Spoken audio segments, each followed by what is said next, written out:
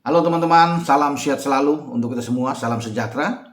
Dengan saya Bung Ropan dan kita akan mereview hasil-hasil pertandingan yang bermain di IPL atau Liga Primer Inggris dari Sabtu malam sampai pada Minggu dini hari tadi. Dua Manchester bermain kemarin dengan dua hasil berbeda.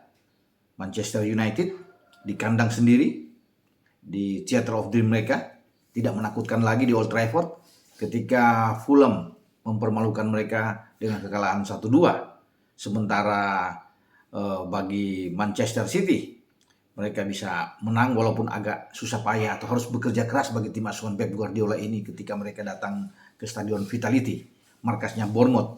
Tapi 3 poin mereka dapatkan dengan sebiji gol yang dibuat oleh Phil Foden, dan itu cukup bagi Manchester City. Saya pikir untuk dalam persaingan menghadapi Liverpool di papan atas, kita akan bicara itu sebentar nantinya. Dan Arsenal juga bisa memenangkan pertandingan. Arsenal tetap terus memberikan tekanan baik terhadap Liverpool dan City ketika mereka bisa menang besar melawan Newcastle United dengan 4 gol yang mereka dapatkan di Stadion Emirates. Luar biasa penampilan dari Arsenal dan kita akan bahas sebentar. Tapi yang pertama saya ingin melihat bagaimana Manchester United setelah mereka mendapatkan kemenangan demi kemenangan ya, 3-4 pertandingan terakhir di IPL cukup bagus sebenarnya, tapi akhirnya mereka harus kalah. Dan kekalahan itu sangat pahit buat mereka, kecewa sekali karena terjadi di hadapan publik sendiri.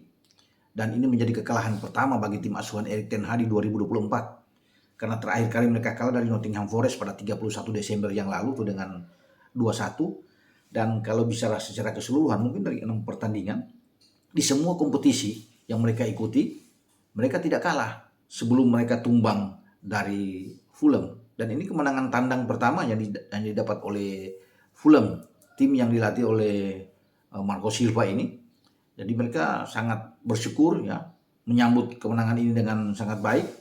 2 gol yang mereka ciptakan menghadapi MU di Old Trafford itu dibuat oleh Calvin Kasai dan juga Alex Iwobi. Dan gol Iwobi ini yang memupuskan ya, sebenarnya MU itu 1 poin aja cukup ketika Harry Maguire bisa memanfaatkan umpan tembakan dari Bruno Fernandes, bola mental, dan dia rebound dari dia untuk menyamakan kedudukan di 1 menit menjelang pertandingan berakhir ya di waktu normal.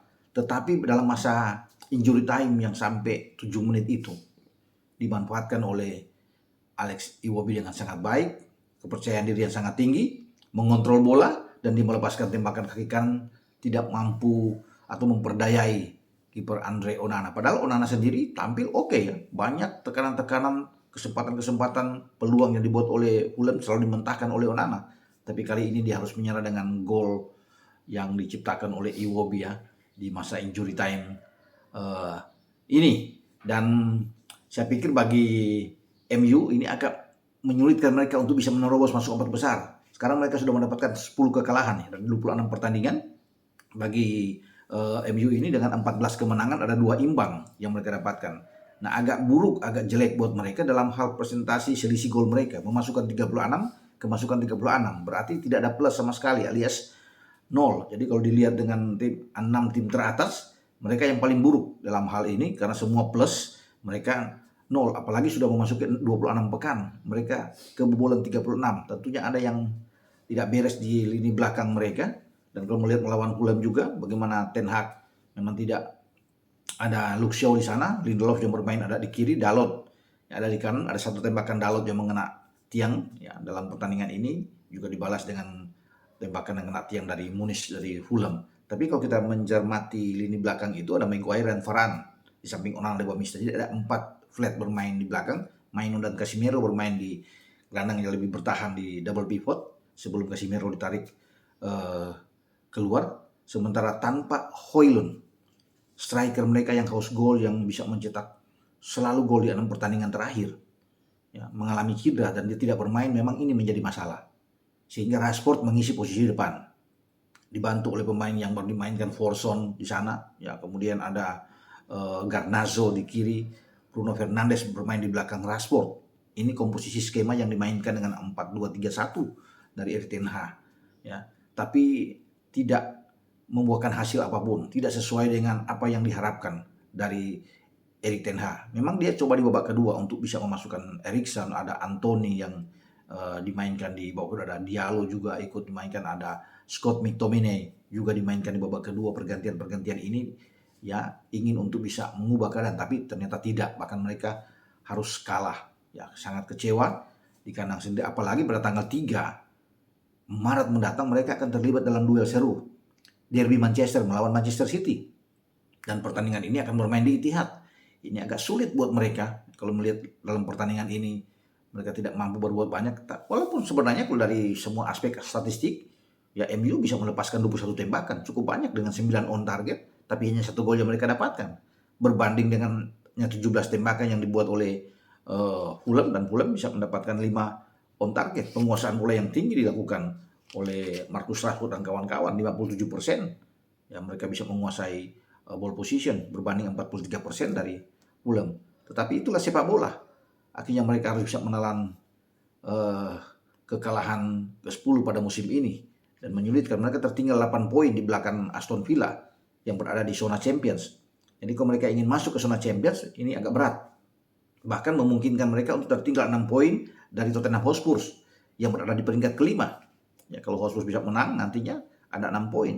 Itu yang saya bilang sangat menyulitkan buat mereka kalau posisi mereka sudah dengan, apalagi kalau mereka kalah pada tanggal 3 nantinya melawan City, akan semakin sulit lagi ya untuk bisa mengejar Aston Villa yang ada di posisi 4 besar. Oke, setelah MU tumbang, City mendapatkan kemenangan walaupun ini harus dengan berbagai upaya, kerja keras yang dibuat oleh Erling Haaland dan kawan-kawan. Haaland tidak bisa membuat gol untuk bisa memperlebar dia memimpin di atas daftar pencetak gol, karena Haaland kan sudah 17 gol sejauh ini, berada di atas 2 gol lebih bagus dibandingkan dengan Muhammad Salah dari Liverpool. Dia gagal bisa mencetak gol, tapi upaya Haaland juga yang menghasilkan gol dari Phil Foden. Ketika Foden bisa membuat gol di menit ke-24, itulah Haaland bisa melakukan tembakan bola rebound dan dimanfaatkan oleh Foden, dan ini gol satu-satunya bagi City. Memang kalau bicara dari penguasaan bola mereka 63%, tinggi memang berbanding 37% dari Bournemouth. Bahkan mereka bisa melepaskan 15 tembakan dengan 6 diantaranya on target. Bournemouth 13 tembakan dengan 4 on target. Mestinya mereka akan menang banyak karena banyak peluang juga yang terbuang, terutama dari Erling Haaland. Tapi akhirnya mereka hanya bisa menang 1-0. Namun cukup saya pikir ya dengan 1 gol ini, karena yang dibutuhkan oleh City adalah 3 poin. Sehingga mereka tidak terlalu jauh dari Liverpool. Dan sekarang dengan 1 poin tambahan hanya berselisih 1. Pertandingan sama 26 antara Liverpool, City dan Arsenal. Liverpool 60 poin, City dengan 59 poin, Arsenal 58 poin. Ini yang menjadi ramai dalam race mereka menuju ke memperebutkan gelar juara sampai pada bulan Mei yang akan datang di antara 3 tim tersebut. Juga kalau bisa melihat bagaimana Pep dalam pertandingan ini memainkan dengan formasi yang 3 back. Walaupun sebenarnya ada Kyle Walker yang tidak ditampilkan. Kalau bermain dengan 4 back itu mungkin akan lebih bagus buat mereka. Tapi 3 back, Nathan Ake, Ruben Dias, dan Akanji yang dimainkan. Ya, di depan Ederson Moraes sebagai penjaga gawang. Ya, kemudian kita bisa melihat ada Rodri yang bermain di sana, John Stones juga didorong yang biasa bermain back tengah, didorong lebih bermain sebagai gelandang yang lebih bertahan. Sementara kita tahu Haaland memang ada di depan, ya, dibantu oleh Bernardo Silva yang bermain. Ada Kevin De Bruyne yang mendapat kartu kuning yang main di babak kedua. Foden juga bisa dimainkan, Matthew Lewis juga ada di sana. Dan kalau dilihat dari materi memang mereka di atas Bournemouth, tapi Bournemouth memberikan perlawanan sengit ya, dan hampir saja menahan mereka kalau tidak ada gol dari Phil Foden. Ini modal bagus bagi City ya, sebelum mereka akan bertarung melawan Manchester United di kandang. Ini mengharuskan mereka untuk menang melawan United. Kalau mereka tertahan dari MU, ini akan membuat Liverpool juga tersenyum, termasuk dengan Arsenal yang bisa melompat melewati mereka. Makanya ini duel yang patut untuk kita tunggu, pertarungan antara Liverpool, Manchester City dan Manchester United. Sementara Arsenal itu kembali pesta gol. Di Emirates mereka menjamu The Magpies. Mereka menang dengan 4-1. Ini kalau bisa melihat kemenangan-kemenangan ini luar biasa kalau di IPL ya. Mereka tidak terkalahkan. Luar biasa. Bahkan mungkin dari 5-6 pertandingan terakhir mereka tuh bahkan bisa mencetak 21 ditambah dengan 4 gol lawan Newcastle, 25 gol. Hanya kemasukan 3 gol sejauh ini dalam 6 pertandingan terakhir. Jadi artinya ada hiburan buat mereka setelah kemarin di Liga Champions mereka takluk di Stadion Dragao yang menghadapi Porto karena mereka kalah dengan 1-0. Sehingga ini pukulan juga buat mereka, namun mereka masih punya harapan. Bermain di kandang, saya pikir mereka bisa mengatasi Porto. Nah, ketika mereka kembali, mereka dituntut harus menang melawan Newcastle, dan itu mereka dapatkan. Bahkan tidak main-main dengan 4-1 Newcastle, tim yang sangat bagus, tim yang diasuh oleh Eddie Howe ini. Dan kita bisa melihat ada perubahan yang dibuat oleh Mikel Arteta. Ya, kalau di belakang saya pikir tetap kuat, walaupun tidak ada Zinchenko, tapi ada Kiwior yang bermain di kiri, dan Kiwior mencetak gol keempat bagi Arsenal. Ben White tetap ada di kanan, Gabriel dan Saliba bermain di bek tengah, dan gol pertama kita bisa tahu itu ada upaya dari Gabriel sebelum ada gol bunuh diri dari Sven Botman, dan pemain belakang dari Newcastle. Dan Saka bisa mencetak gol dalam pertandingan ini. Ini menjadi gol ke-13 Saka atau 4 gol di belakang Haaland sejauh ini, karena Saka sudah bermain 25 kali dari 26 pertandingan pada IPL musim ini. Dia membuat 13 gol dan 7 assist. Luar biasa, pemain yang pembeda yang ada di Arsenal sejauh ini adalah Bukayo Saka, dan Havertz kembali mencetak gol. Ini gol kedua yang dibuat Havertz sebelum Saka bisa mencetak gol ketiga dan ditutup oleh Kiwior. 58 poin membuat mereka sekarang tetap bersemangat untuk mengejar terus, menekan, memepet Liverpool dan juga Manchester City. Mereka akan ke Brentford nantinya pada pekan depan, tapi saya kira mereka bisa mengalahkan Brentford di markas, walaupun bermain di markas lawan. Tergantung, kita bisa melihat pertandingan juga antara City dan MU. Nah, Liverpool juga saya pikir harus hati-hati. Forest sedang menanti mereka, dan kita akan lihat ya apakah ada perubahan pada pekan depan. Namun tetap saya pikir ini di 3 besar ini persaingan akan tajam terus di antara Liverpool, City dan Arsenal.